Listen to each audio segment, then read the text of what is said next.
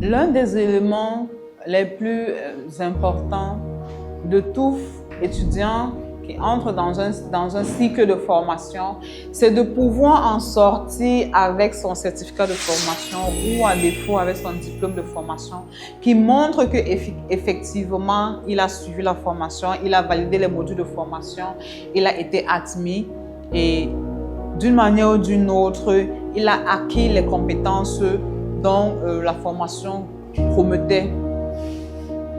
Seulement avec le digital learning, il vous arrive de vous poser la question, si je fais du digital learning, comment j'obtiens mon certificat? Comment je peux prouver, comment je peux justifier que j'ai suivi une formation? Parce que voilà, si je suis à Dakar et que je suis ma formation à Douala, est-ce qu'à la fin, je dois partir de Dakar pour venir à Douala récupérer mon certificat de formation? Ou alors, est-ce qu'on doit me l'envoyer de Douala pour Dakar? Ce genre de questions sont des questions que vous vous posez souvent. Et j'en parle aujourd'hui parce que effectivement, j'ai eu cette discussion très importante avec un étudiant au courant de la semaine. Et j'ai compris que c'était une véritable urgence d'en discuter avec vous. Donc, voilà, je suis Astrid de la Han Academy et j'ai véritablement à cœur de vous apporter de la valeur, des éléments nécessaires pour vous permettre de transformer votre profession de formateur et de passer de formateur traditionnel en présentiel pour un formateur du digital learning, pour que vous ne disparaissiez pas dans les années à venir avec le métier de formateur présentiel. Donc, la question est de savoir, si vous suivez une formation à distance et que vous êtes dans un pays différent du lieu de formation, comment est-ce que vous recevez votre certificat de formation? Qu'est-ce que vous avez comme papier, comme justificatif qui permet de prouver, d'apporter la preuve au sein de votre communauté, là où vous vivez, que effectivement vous avez suivi une formation en marketing digital, en application, en programmation, en codage et qui peut alors servir comme preuve auprès d'un recruteur ou alors auprès d'un autre centre de formation.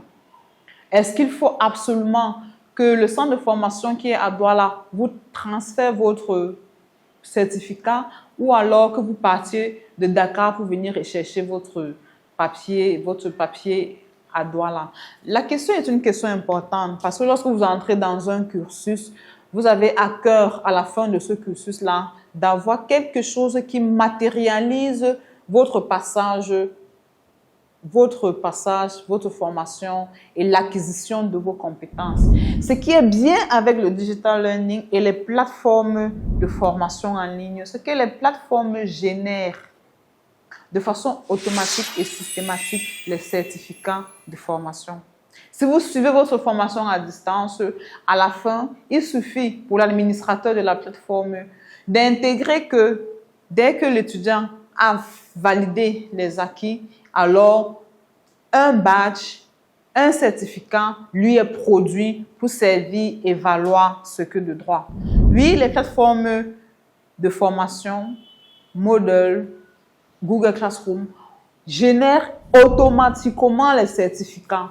Vous n'avez aucune crainte à ce niveau. Ne vous posez pas cette question, ne vous posez plus cette question. Restez concentré sur vos modules de formation.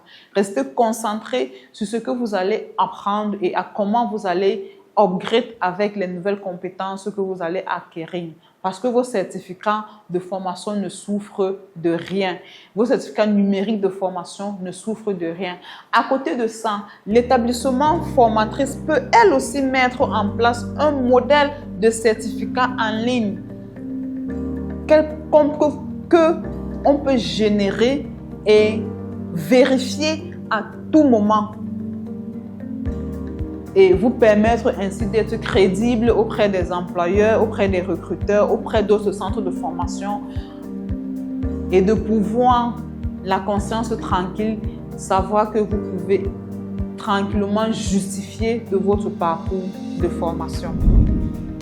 Donc la question que vous devez vous poser, c'est vrai que la question du certificat est importante et adéquate, mais la question principale que vous devez vous poser, c'est est-ce qu'en suivant ces modules de digital learning là, je vais véritablement acquérir les compétences qui vont avec.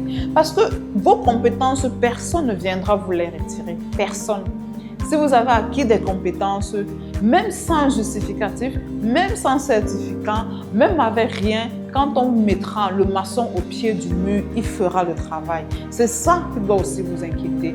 Vous inquiétez de savoir que vous êtes un bon maçon et quand on le mettra au pied du mur, il est capable de produire le travail pour lequel il a dit être certifié. Vous n'avez pas de certificat, mais vous avez la connaissance, vous avez la capacité, alors vous êtes une plus-value.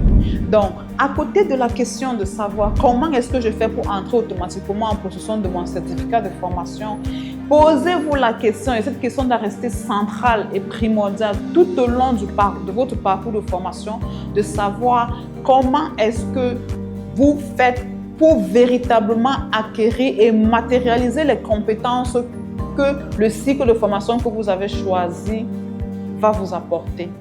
Donc, vous ne pouvez pas dire que vous vous formez pour être monteur et à la fin de la formation, quand on vous demande est-ce que vous êtes monteur, vous brandissez votre certificat en disant oui, je suis monteur, et quand on vous donne une vidéo, vous êtes incapable de savoir quoi en faire. Vous ne savez pas avec quel outil le faire, vous ne savez pas avec quel logiciel travailler, vous ne savez pas. Alors, on va se poser les questions. Comment vous avez fait pour obtenir ce certificat? Est-ce que vous êtes simplement allé faire votre formation digital learning en faisant semblant et en validant tout au pif et ensuite obtenir votre certificat? Est-ce que vous avez véritablement suivi les formations? Est-ce que vous avez véritablement suivi les enseignements? Et est-ce que vous avez véritablement acquis les capacités et les compétences que cette formation était supposée vous apporter? Ça, c'est la question primordiale. En tant qu'apprenti, en tant qu'étudiant, vous devez intégrer cette question et vous préoccuper le moins possible du certificat pour vous préoccuper le plus possible du savoir-faire, du savoir-être que la formation est supposée vous apporter. Dites-moi en commentaire ce qui compte véritablement pour vous. Est-ce que le certificat de formation a plus de valeur pour vous que l'acquisition des compétences, ou alors l'acquisition des compétences est plus importante pour vous que les certificats, ou alors les deux ont la même valeur pour vous? Dites-moi en commentaire, venez me dire en commentaire quel est pour vous ce qui a de plus de valeur et comment est-ce que vous le justifiez.